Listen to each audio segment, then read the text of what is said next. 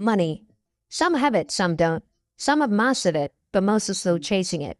You may think of money as just numbers and spreadsheets and math, or an equation that needs to be solved. But the real financial decisions are made far away from calculators, around dinner tables with ego, pride, fear, and personal history.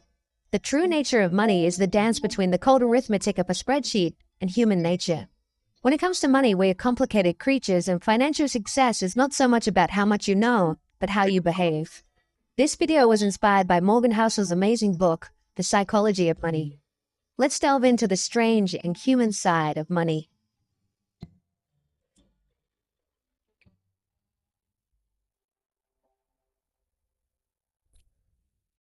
Your financial DNA. You aren't crazy.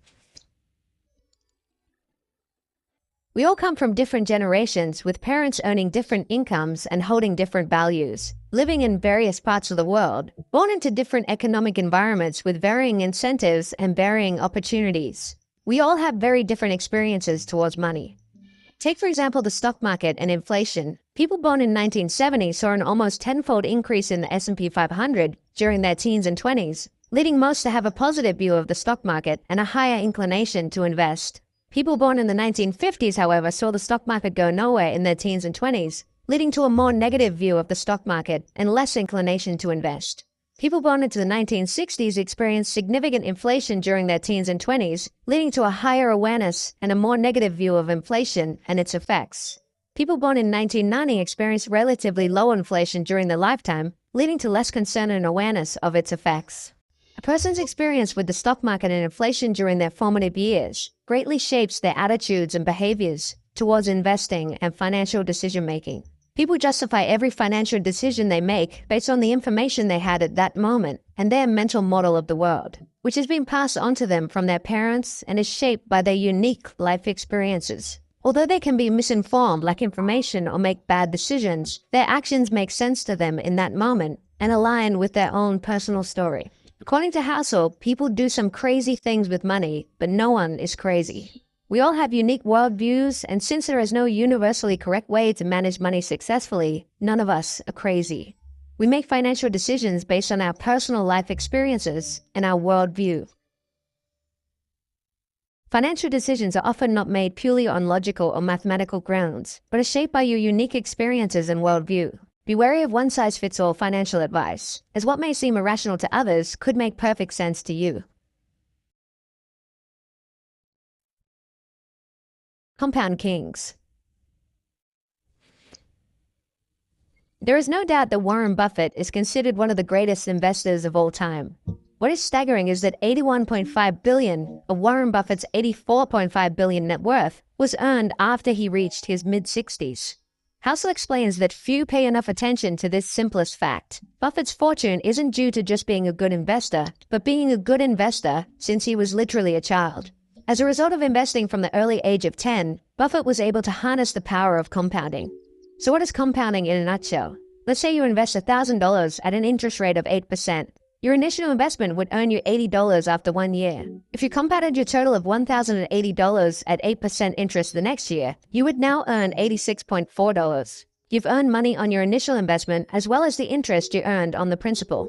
An investment compounder over time gains interest not only from the original investment, but also from the interest generated on top of the original investment. The counterintuitive nature of compounding makes many of us not realize how extreme the results can be. Warren Buffett began seriously investing at the age of 10 and had a net worth of $1 million by the age of 30. Let's imagine an alternate reality where Warren Buffett behaved more like most young men in their 20s and used a lot of his early income on traveling and a few nice cars. If he started with a net worth of $25,000 at the age of 30 and retired at 60, but continued to generate the amazing returns that he does, up around 22% annually, his net worth today would be around $11.9 million. Which is 99.9% less than his actual net worth today of $84.5 billion. Warren Buffett's financial success can be attributed to the financial base he built in his early years and his longevity in investing. His skill is investing, but his secret to success is time and the power of compounding. Consider this from another perspective. The richest investor of all time is Warren Buffett. However, in terms of average returns, he is not the greatest. Jim Simons, for instance, is a hedge fund manager who has compounded money at a staggering 66% annually since 1988. a much higher rate than Buffett. The net worth of Simons, however, is $21 billion, which is 75% less than Buffett's. How is this possible? According to Housel, the reason for this is that Simons wasn't able to find his stride in investing until he was 50 years old, effectively giving him less than half as many years to compound as Buffett. Housel estimates that if he had invested over a time frame as long as Buffett, his net worth today would be 63 quintillion, 900 quadrillion, 781 trillion, 780 billion, 748 million, $160,000. It's important not to underestimate the power of compounding. No matter how counterintuitive the results of compounding may seem, they should never be ignored. People often focus on short-term gains, overlooking the long-term impact of compounding. Understanding and leveraging the power of compounding is crucial for long-term financial success. It's not about making quick high returns, but about consistent long-term growth. Pessimism and money. Optimism is a belief that the odds of a good outcome are in your favor over time, even if there are setbacks along the way. But when it comes to money, we all have a bias towards pessimism that we hold dear in our hearts. Looking back, however, things have generally improved over the years. So what is it about pessimism that we are inclined to embrace rather than optimism? The answer is because good things take time and don't happen overnight. Money is a subject that attracts pessimism for a variety of reasons. Let's start with the fact that money matters to all of us. When we hear about something bad happening in the economy, we're more likely to pay attention. For example, a 40% decline in the stock market over 6 months is likely to attract attention immediately and may even attract government intervention. However, the incremental nature of a 140% gain over 6 years can go largely unnoticed. Every year, 500,000 Americans are saved by the progress of medicine over the last 50 years. Slow progress, however, attracts less attention than quick, sudden losses, such as terrorism, plane crashes, and natural disasters. There are many overnight tragedies, but few overnight miracles.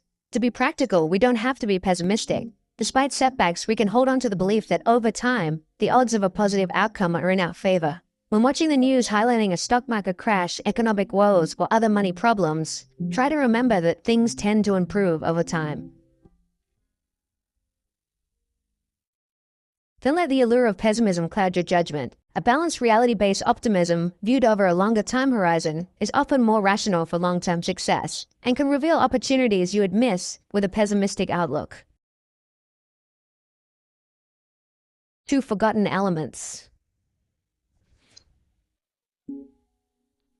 In 1968, there were roughly 300 million high school-age people in the world, and of those 300 million, 300 students attended a small school in Seattle called Lakeside. Lakeside happened to be the only high school in the world at the time that had a professor with the foresight to lease a computer, the Teletype Model 30. This was no ordinary computer. It was advanced for the time, and the type of computer that even graduate students didn't have access to. And for one lucky student at Lakeside, this would change everything. That student was Bill Gates. From 300 million down to 300. So in 1968, there was roughly a 1 in a million chance of being a high school student with access to a computer. Bill Gates and his schoolmate Paul Allen would go on to create Microsoft together. Even as a teenager, Gates showed exceptional intelligence, hard work, and a vision for computers unlike anyone else. But going to Lakeside also gave him a 1 in a million competitive advantage and head start. And Gates is not shy about this. In 2005, he said, "If there had been no Lakeside, there would have been no Microsoft." What is not often mentioned in the early Microsoft story was a third member of this gang of high school computer prodigies, Kent Evans. Just as intelligent, just as visionary, Kent could have very well been one of the founders of Microsoft alongside Gates and Allen. However, that would not happen. A mountaineering accident took Kent's life before he graduated high school. The odds of a high school student being killed in a mountaineering accident are around 1 in a million. Just as the extremely rare stroke of luck would propel Bill Gates and Paul Allen to great success, Kent Evans would experience an extremely rare event with an encounter with what Housel calls the close sibling of luck, risk.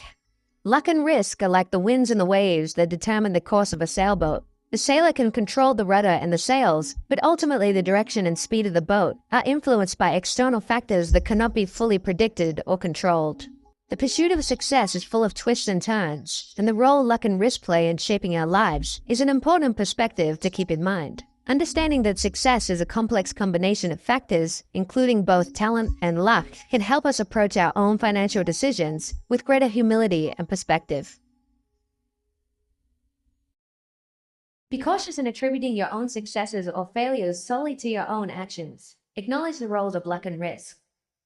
When learning from others, try to emulate broad patterns you encounter as opposed to extreme individual examples that often involve a high degree of luck or risk. These extreme cases are not easily replicable. The key to happiness. People want to become wealthier to make themselves happier, but according to Housel, the key to happiness is the ability to do what you want, when you want, with who you want, for as long as you want. The pursuit of material wealth has led to many people working harder and giving up more control over their time, despite being richer than ever before. However, studies show that having control over your life is the most dependable predictor of positive feelings of well-being, more than your salary, house size, or career prestige. Ultimately, controlling your time is the highest dividend money pays. Pursuing money without valuing time is like filling a bucket with a hole in it. No matter how much water you pour in it, it will continue to leak out. Similarly, no matter how much money you accumulate, it won't bring lasting happiness if you don't have control over your time and can't enjoy the fruits of your labor. Prioritize gaining control over your time when considering how to use or invest your money. The freedom to do what you want, when you want, is often more valuable than any material possession. Tail events. Heinz Berggruen, a man who fled Nazi Germany and settled in America, became one of the most successful art dealers of all time. He collected a massive amount of art, including works by famous artists like Picasso, Klee, and Matisse. In 2000, he sold part of his collection for over 100 million euros. But what was his secret to acquiring so many masterpieces? Was it skill? Was it luck? According to Horizon, a research firm, great investors buy vast quantities of art and hold on to them for a long period of time. They wait for a few of those paintings to become well-known and worth a lot of money, even though most of the paintings they bought were not worth very much. In other words, it's not about being right all the time, but having a diversified portfolio and waiting for just a few winners to emerge. Perhaps 99% of the work someone like Berggruen acquired in his life turned out to be of little value. He could be wrong most of the time, but that doesn't particularly matter if the other 1% turns out to be the work of someone like Picasso. These events are known as long tails, when a small number of events can account for the majority of outcomes. The long tails of Berggruen's art collection are what led to his ultimate fortune. The story of Berggruen teaches us a valuable lesson about investing, and this long tail concept also applies to many aspects of business and investing. The obvious example is venture capital. Most of the startups in a VC fund will fail and lose money for the fund, but all they need are a few outlier startups, which make 20x returns, to make up for these losses. Take Amazon, for instance. In 2018, it drove 6% of the returns on the S&P 500, even though it is just one company. And if we look inside Amazon, its growth was largely driven by two tail events, Amazon Prime and Amazon Web Services. These two products alone more than made up for all of Amazon's less successful experiments, such as the Fire Phone or travel agencies. After the disastrous release of the Amazon Fire Phone, rather than apologizing to shareholders, Jeff Bezos said, "If you think that's a big failure, we're working on much bigger failures right now." I'm not kidding. Some of these are going to make the Fire Phone look like a tiny little blip. Bezos understands that it's okay to make mistakes and fail. With most products, the process creates the 1% of tail event products that drive everything. Tail events are mostly unintuitive and hidden from us because we only see the finished products and not all the failures along the way that led to that finished product. Housel in the book uses a real-life example of a stand-up comedian. When you're watching the Netflix special, you're probably saying to yourself, wow, this comedian is amazing and hilarious. But what you aren't seeing are all the trial and error failed jokes that the comedian tried out in small clubs all around the country before doing the special. The Netflix special is the 1% compendium of all the tail event jokes that actually made people laugh. 99% of the jokes along the way were probably just okay. When it comes to investing, even though long tails are prevalent, most of us ignore them. When things go wrong, we tend to overreact. As soon as you accept that tails drive everything in business, investing, and finance, you realize lots of things may go wrong, fail, or fall apart. Remember, out of nearly 500 stocks Warren Buffett has picked, only 10 have made the majority of his money. Good stock pickers will only be right half of the time. Good leaders will only make good decisions half the time. The fact that you might be wrong sometimes doesn't mean that things won't work out over time. In the end, the outcome can be determined by only a small number of events.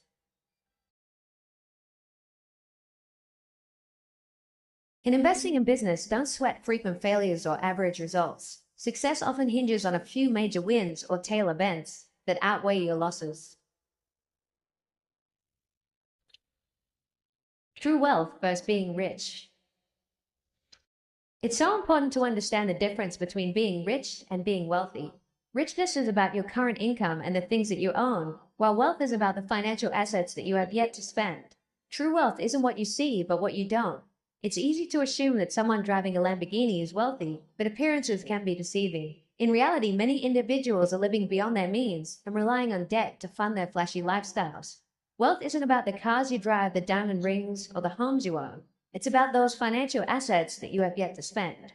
Accumulating wealth takes self-control and restraint. The diamonds, watches, and first-class upgrades that you decline all contribute to your overall wealth. It's easy to find rich role models who spend lavishly, but true wealth is hidden and therefore harder to imitate. We're conditioned to believe that having money means spending money, but the real key to building wealth is to save and invest the money you have. In fact, the only way to be wealthy is to not spend the money that you do have. The next time you see someone driving a fancy car or living in a big house, remember you can't judge wealth by appearances alone. The true key to wealth is self-control, restraint, building assets, and investing in your future. Aim for long-term financial security by accumulating valuable assets. Rather than equating wealth with material possessions like flashy cars and luxury goods, focus on building true wealth, not just the appearance of being rich. The real price. Imagine you're climbing a mountain with the goal of reaching the peak and admiring the amazing view. Maybe you will get sunshine that day, maybe rain. You may get lost, you may fall and injure yourself. The difficulty of the climb is not always apparent until you're in the thick of it. From the ground looking up, the path to take may seem obvious, but along the way you will certainly need to reassess and change your path to the peak. You are under no illusion, however, that there will be some golden escalator that will safely take you to the peak. You understand before the climb that this uncertainty and risk is just the price you have to pay to get to the top. But when it comes to investing in the stock market, many people think they can avoid the uncertainty and risk and get something for nothing. Housel likens the stock market to getting a new car. If you want to get a new car, you have three options. You can buy a new car, buy a used one, or you can steal one. The new car is a higher price, but the reward is greater. Think of the new car like aiming for 12% returns from the stock market. The used car is cheaper, but also comes with less reward. The used car is a much safer investment, but only returns 4% per year. Stealing a car is like trying to get something for nothing.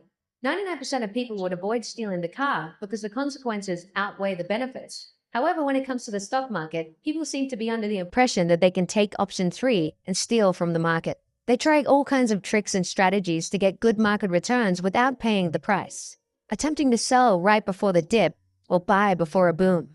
Consider, for example, wanting to earn an 11% return over 30 years in preparation for your retirement. From 1950 to 2019, the Dow Jones Industrial Average has returned about 11% per year. Over those 69 years, however, of course, there have been many high highs and low lows. For many, the sight of their investment going up and down can be traumatic, so they try to get in and out quickly without paying the price of volatility and uncertainty over the long term, akin to trying to steal the car. The price you must pay is not just about dollars or cents when investing. It's about accepting the emotions that volatility, fear, and risk can bring. Recognizing that successful investing comes with a price is crucial. The price is not immediately obvious, but you have to pay it, just like you would for any other product. The key is to convince yourself that the market's fee is worth it, and it's an admission fee worth paying. There's no guarantee that it will be, but if you see the admission fee as a fine, you'll never enjoy the experience. Be willing to pay the price once you find it. View market volatility as an admission fee for the potential of higher returns, rather than as a fine for doing something wrong. This mindset will help you stick with your investment strategy for longer time periods and during tough times. Hedonic Treadmills. Enough. No one enough is enough. Become familiar with the concept of hedonic adaptation, or the hedonic treadmill. Every time you hit the goal, you keep moving the goalpost further ahead. You need only look at the demise of Bernie Madoff and Gupta, two men who already had everything and were ultra wealthy, but all the money in the world would never have been enough, both resorting to crime to make even more money. The pursuit of wealth and success without a sense of knowing when enough is like climbing a never-ending ladder. No matter how high one climbs, there is always another rung to reach for, and the pursuit can become all-consuming, leading to a lack of happiness and fulfillment.